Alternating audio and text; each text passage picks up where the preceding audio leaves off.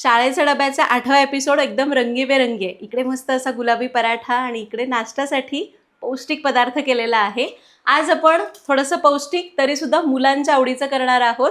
ही series जर आवडत असेल तर व्हिडिओला लाईक करा आणि सिरीज बघायची आहे तर कमेंट्समध्ये शाळेचा डबा असं लिहा. नमस्कार, सरिताच्या स्वयंपाकघरात म्हणजेच आपल्या सरिताज होम किचनच्या शाळेच्या डब्याचा 8वा एपिसोड चालू झाला आणि त्यामध्ये आपण करतोय बीटरूट पनीर रोल किंवा पराठा करता येतो आणि दुसरं खमंग असं ज्वारीचं धिरडं. चला करूया. तर पहिल्यांदा आपण धिरड्याचं पीठ भिजवून घेऊ. तर एक मिक्सिंग बोल घेतला, त्यामध्ये घेऊया ज्वारीचं पीठ 1 वाटी, पाव वाटी बेसन, पाव वाटी तांदळाचं पीठ. यामध्ये घालू चमचाभर जिरं, पाव चमचा ओवा, हळद पाव चमचा, 1 चमचा मिरची पावडर, थोडीशी बारीक चिरलेली हिरवी मिरची, भरपूर अशी बारीक चिरलेली कोथिंबीर, बारीक चिरलेला टोमॅटो आणि बारीक चिरलेला कांदा. शेवटी घालूया चवीपुरतं मीठ आणि थोडं थोडं पाणी घालून याला सरसरीत पळवून घेऊ. तर इथं मी कांदा आणि टोमॅटो कोथिंबीर इतकंच घातलं. तुम्हाला पाहिजे तर तुम्ही काकडी वगैरे किसून घातली धिरड्यामध्ये तरी पण चालेल, किंवा गाजर घातलं तरी चालणार आहे. आणि हे बघा, जवळपास 2.5 ते 3 वाट्या पाणी घालून मी याला असं पातळ करून घेतलंय. याच्यावर झाकून याला एक 10-15 मिनटं भिजत ठेवूया, किंवा अर्धा पाऊण तास भिजायला ठेवलं तरी चालेल. तोपर्यंत आपण बीटरूट पनीर पराठा करतोय, त्यासाठीची कणिक मळू. तर त्यासाठी इथं मी एक छोटा बीट घेतला, साल काढून त्याला किसून घेतलं. तो आपण मिक्सरच्या भांड्यात काढूया. यामध्ये थोडंसं पाणी घालू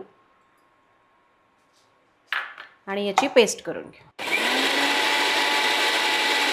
आणि हे घ्या, आपली ही पेस्ट तयार झाली आहे. आता कणिक मळू. त्यासाठी इथं मी 2 कप गव्हाचं पीठ घेतलं आहे.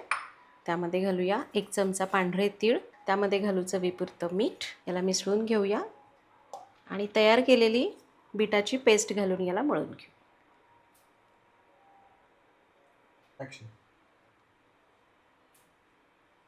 तर याला बीटाच्या पेस्टमध्येच मळून घ्यायचं आहे. गरज लागली तर जास्तीचं पाणी घालायचं. आणि हे घ्या, आपण याला भिजवलंय, मध्यम सैलसर ठेवलंय.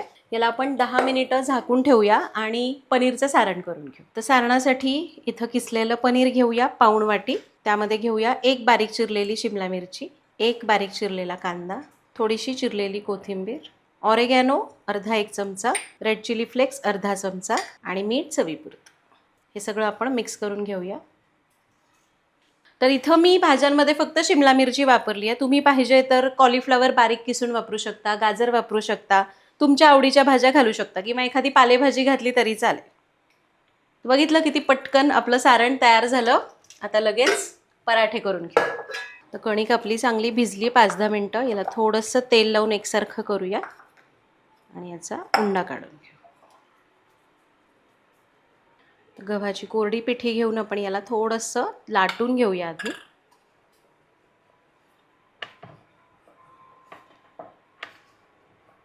यावर हे सारण भरायचं आणि याला बंद करायचं.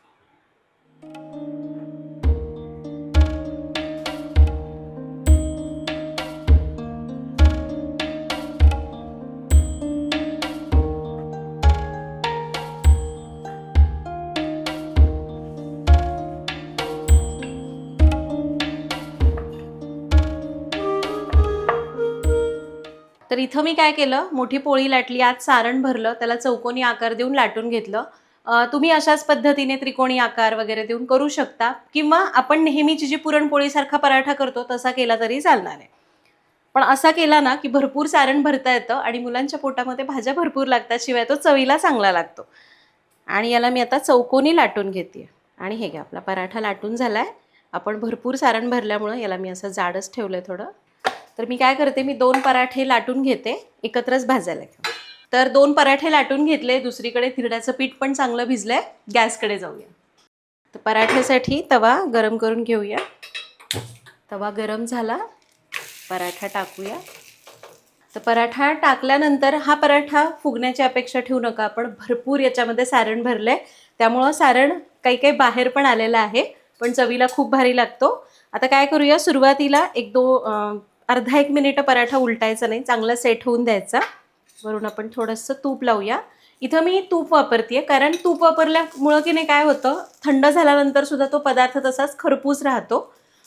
तुम्हाला जर मऊ पदार्थ पाहिजे तर तेल लावायचं, किंवा तुम्ही तुपाऐवजी बटर लावलं तरी चालणार आहे, जसं तुम्हाला आवडतं तसं. याला उलटून घेऊ. तर आता दोन्ही बाजूने मध्यम आचेवर पराठा छान भाजून घेऊ. आणि हे बघा पराठा मस्त भाजलेला आहे, छान खरपूस झालाय. आता आणखी खरपूस होण्यासाठी आपण काय करूया, गॅस मोठा करायचा आणि याला 15 सेकंद एका बाजूने 15 सेकंद दुसऱ्या बाजूने मोठ्या आचेवर भाजायचं, म्हणजे वरचा लेअर क्रिस्पी होतो आणि पराठा जास्त वेळ खरपूस राहतो. हे बघा छान खरपूस झालाय पराठा. आता याला थोडंसं तूप आणि काढून घेऊ. दुसरा पराठा असाच भाजूया.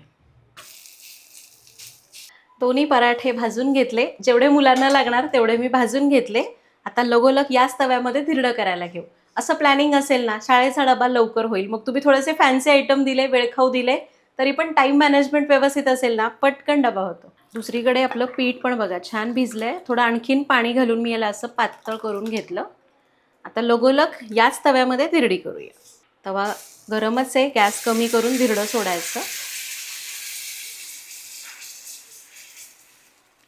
याच्या कडा अशा थोड्या सुकल्यासारख्या झाल्या की कडेनं तेल तूप तुम्हाला जे आवडतं ते सोडून घ्या.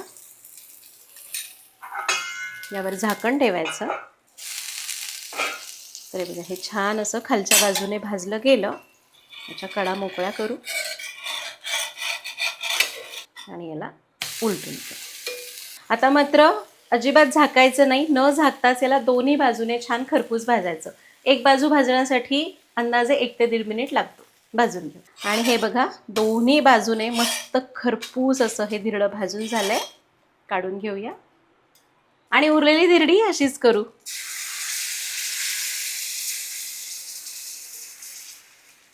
इथं मी जरा मोठी मोठी धिरडी केलेली आहे, एकाला एकच. पण तुम्हाला पाहिजे तर तुम्ही छोटी छोटी पॅनकेक्स कसे करतो आपण लहान लहान, तशी धिरडी केली तरी पण चालतील. तर अशा प्रकारे आज आपण मोठ्या डब्यासाठी बीटरूट आणि पनीरचा पराठा केला. तुम्हाला जसा आकार हवा तसा तुम्ही करू शकता. आणि छोट्या डब्यासाठी म्हणजे नाश्त्यासाठी केली ज्वारीची खमंग धिरडी, ज्याच्यामध्ये मी वापरलेल्या भाज्यांपेक्षा तुम्ही आणखी तुमच्या आवडीच्या भाज्या वापरून करू शकता. तर आज आपण शाळेच्या डब्यासाठी मुलांसाठी 2 डबे केले, जे मुलांना आपण जनरली बऱ्याच शाळांमध्ये 2 डबे लागतात. ही सिरीज जर अशीच कंटिन्यू बघायची तर पटकन व्हिडिओला लाईक करा आणि आपल्या चॅनलला सबस्क्राईब करा. भेटूया पुढच्या भागात. Happy cooking.